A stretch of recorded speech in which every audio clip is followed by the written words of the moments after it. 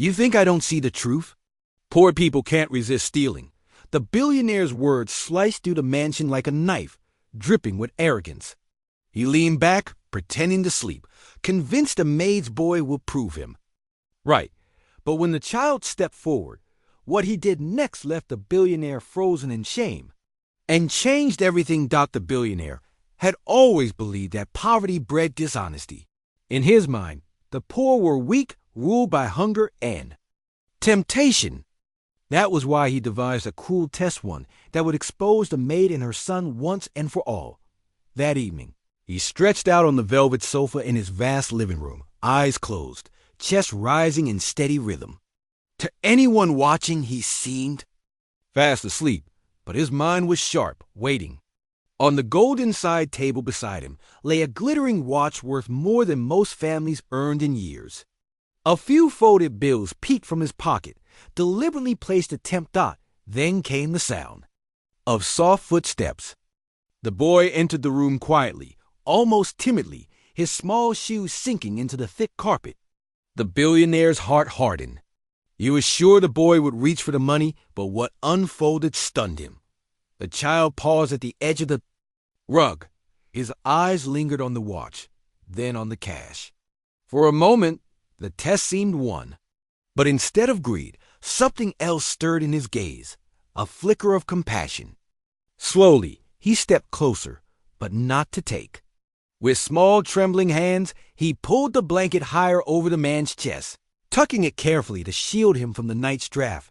And then, in a voice barely louder than a whisper, the boy prayed, "God, please keep him safe. Please help Mom keep her job." The billionaire's chest tightened. He had expected sticky fingers, but instead, he received a blessing. This was not a boy raised on greed. This was a boy raised on love. Maria, the maid, had served in silence for years. She rose before dawn, scrubbed marble floors until they gleamed, polished silver until it reflected her tired face, and carried herself with quiet dignity no one ever praised. Few noticed the calluses on her hands or the exhaustion written into her posture.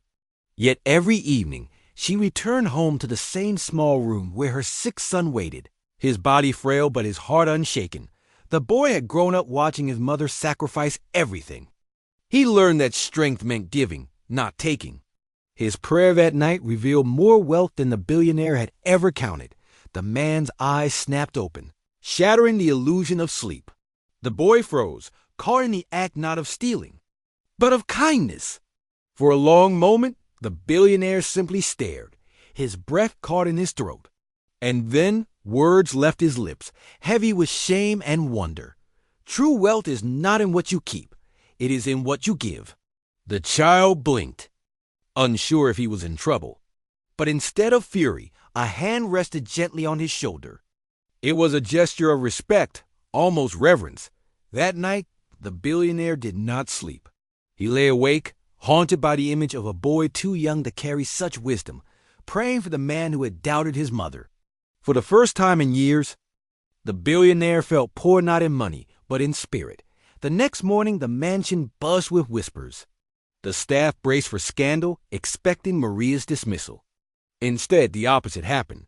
The billionaire summoned her, not with rage, but with quiet respect. He raised her position, doubled her salary, and arranged treatment for her son without condition. No cameras, no press releases, only quiet action. Maria broke down in tears, her gratitude spilling like water, but the man silenced her with a simple truth. Asterisk, your son taught me last night. Dignity is richer than diamonds, and prayer is stronger than gold. From that day, the mansion changed. It was no longer a palace of arrogance, but a home touched by compassion. Maria walked taller. Her son, once weak, grew stronger. And the billionaire, once blinded by pride, now carried himself with humility. He had set a trap for a child, but it was he who had been tested, and in the innocence of a boy, he had found the wealth his billions could never buy. And so the story leaves us with one unforgettable truth. The measure of a person is never what they take, but what they choose to give. And that is why this story will always be remembered. not for the arrogance of a billionaire, but for the prayer of a child. What would you have done in the boy's place? Share your thoughts in the comments. Tell us where you're watching from, and subscribe for more stories that honor dignity, compassion, and the silent strength of everyday heroes.